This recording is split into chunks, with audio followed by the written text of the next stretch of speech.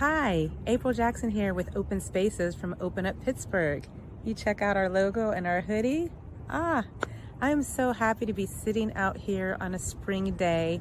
The wind is blowing, the sun is shining, and we've been able to spend some time just reviewing some of our great guests who have spoken about resetting, renewal, planting seeds, creating legacy, fueling our bodies and healing our bodies through movement, through exercise. And it's just a wonderful way to be able to take a little bit of the old and bring in a whole lot of the new.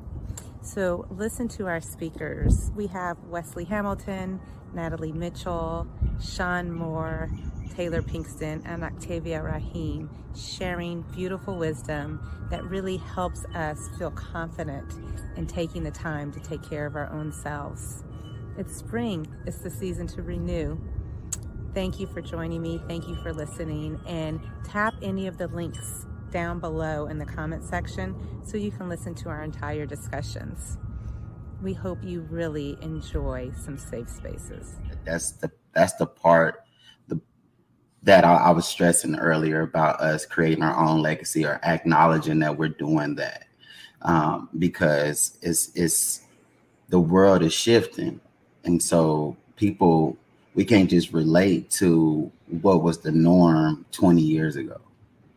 You know what I mean? And so like right now, hey, those teenage young men, they need a gamer that's creating a legacy for them. You know what I mean? Like their life is different. So like for who they're looking up to is going to be someone that created success differently. Some of them were like a YouTuber, right? And that's who's creating a legacy for them to follow a path. And so it's kind of more when things are instilled, we also have to pay attention. Like I was just going to buy this hoodie the other day, right? And this hoodie was all these legends, right? Like all these Black history legends, but it was mugshots. Every picture was a mugshot. And what it was for me was a realization that even though these people created legacy, they were beat down, they was discriminated. They were creating change, but also being like bounded in chains, you know, by the perception of society. So yes, they created something. And what I'm getting to is that we're living a lot more free. And so when we create our legacy, or at least embody it, we should be able to show people how to live in free without the perceptions of other people, without having to feel like we got to make sure that we can get and share the same water fountain. Like those were adversities that they had to face on top of creating a legacy, you know? And so for us, it's like, well, we have freedom, or we should pay attention to our freedom. And if we pay attention to that, then we can actually start to focus on how do we impact people and individuals around us, as well as get the seeds that are planted organically through like our children, as you spoke of earlier. You know, like these are seeds that are getting shared with us every day.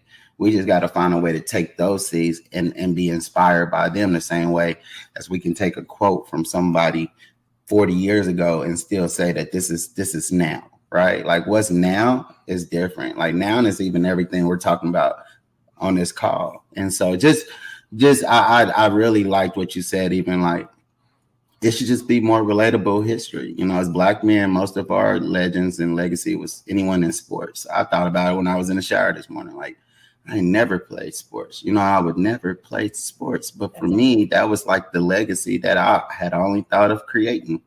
You know, like I was just going to be this sports player. Like I couldn't see a lawyer. I couldn't see someone in farming, you know, agriculture. Like they're there. But where are those legacies that put us different than the perception that society already sees us? Like, let me look at a couple of days or a week's worth of your eating and drinking. And it's kind of eye-opening to see that there's a lot missing there. A lot of people are not eating, health. I think a healthy breakfast is so important. And really feeding yourself and not starving yourself. Like your body, if you're going to put the work in, it needs food. It needs, protein. It needs eggs. It needs, things like oatmeal and, a carbohydrate protein mix. And especially when you're finishing like a long run, it's important to. So for instance, for me, okay, so I did this really long run today. So the muscle fibers that have been like torn a little bit, right, from that run need to be repaired. And so it's important to get a good amount of protein in to start to repair those muscles and feed yourself and put back all of the nutrients that were lost. So things like that, and hydration is so important. I mean, so many people are walking around practically dehydrated all day and don't even realize it. And so whether it's logging your water or tracking your water and having electrolytes, I really wanted to say too, I'm such a big proponent of like everything, like the nutrition is key. And for people out there listening who are in a athletic endeavor, whether it's running or whatever it is that you're doing, but hopefully it's running because we love that. Eat good food, eat whole foods, really take a look at your diet. And if you need help, if you need a consultation with a nutritionist, a one-time consultation just to get you started, invest in it. Because if you're going to invest the money in the shoes, the clothes, the watch, and all this stuff, and you're not eating right, you're not getting the performance, and you're not feeling good, then it's really kind of all for naught. So I would absolutely recommend doing that. Also has to be a responsibility to make sure that you are able to fully show up as yourself. And that means having some of those tools to take care of yourself in a very particular. It's one of the reasons why, like, if anybody knows me, I'm preaching self-care all the time. Like, because it's like we are tasked to show up for so many different people, but it's like, are you showing up with the empty cup to then try to pour into somebody else? And, I know there's a lot of ways to kind of flip that script in that conversation, but it's like we should always be giving from our overflow, right? And I think when we think about that lack of maybe role model or father figure in that space, I think folks are there, but they might be there with an empty cup, right? And then we're expecting them to show up giving of something that they might be working out of a deficit themselves. And so I think that's where we run into some issues and a lot of areas of growth is that, vulnerability comes from that overflow, right? And I think even what Wes's example is like, that's a level of vulnerability, but there's work that has to happen to get there. And it's like, for the people that are taking up this responsibility, are they doing what they need to do to take care of themselves to be able to give from that overflow? That's one of the reasons, even April, like when we first started, before we started, I was telling you, I'm coming off of a week off. It's like, for me, it was really important. And I got another week coming in July because I think back to like, okay, the school year is starting. How can I reset to make sure that when my guys return, because we're thinking we just had a year off of in-person sort of engagement. When my guys return, how can I show up fully to make sure that I'm not burnt out? I'm not, whatever I got going on, that I've kind of worked through that, or I'm in the process of working through that, to make sure that when they hit the ground, that I'm like, hey, welcome. I'm here with open arms. Because I even know, in talking to some of them virtually, it's like, this year was rough. Yeah. And it's like, how can I prepare to make sure that I'm there with open arms to be able to work with them and develop those levels of relationship, to garner that level of vulnerability that comes out, to be able to help and assist. So I think a lot of it is like, we have responsibility to pour into other people, but we also need to highlight the responsibility to take care of ourselves, to make sure that we are up to the task to pour in. And one thing that I've been talking about a lot in this spring renewal is giving myself the permission to change. I've been saying that a lot because we even in our work start to box ourselves into this idea, the heart advocate looks like this. No, the heart advocate has the space to look how she looks depending on where she's at in life. And so the permission to change the way I heal, the permission to change the way I cope, the permission to change how I self-love.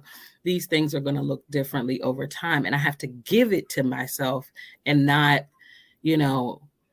put myself into this idea of who I think I should be. Again, with the defying the shoulds, it's just really important for me to not be who people believe I should be, to not, put myself in a space where it's like I'm here, the heart advocate is here to please everybody and to, I know that I'm not for everybody, but I know that I also bring so much to the table. And if I'm authentic and staying true to myself, that's the purpose of this work. That flexibility, that permission, is so important. Resting reminds us that we are valuable because we exist. And that's why I want people to go to that place of rest more and more, because then whatever you do from this place of I am valuable just as I am, that is very different than I got something to prove. And I don't say any of this like it's easy, or like many of us who have lived on the margins and suffer systemic oppression like that, like any of this is easy. That I know we have to work twice as hard, all of those things in this one sense. And for me, it's also why I'm like, and I choose rest. And the final thing I want to say about that is I've been thinking about this so much. Some people don't start certain practices because they feel like they don't have time for it, or it needs to be an hour, it needs to be 90 minutes. I'm like, do you got 3 minutes? Start right there. You got 10 minutes, start right there. And what do you do in that 3 minutes or 10 minutes? Close your eyes or keep them open, right? If that's more comfortable to you. Sit and breathe. Do one thing versus multitask. Drink 1 cup of water really slowly. I'm like, it's really like, for me, rest is also what restores you. And my question to everyone is just, what do you do to restore you, right? Most of us are out here giving out. Like if we're a cup, we're like pouring some over here, pouring some for the homies, they're just pouring it out. We get to the bottom of the cup, then what most of us do is start then scraping up what's at the bottom. And now we're extremely empty, right? And so we have to tune into like, well, what and who restores me, and go to that fountain daily in some way.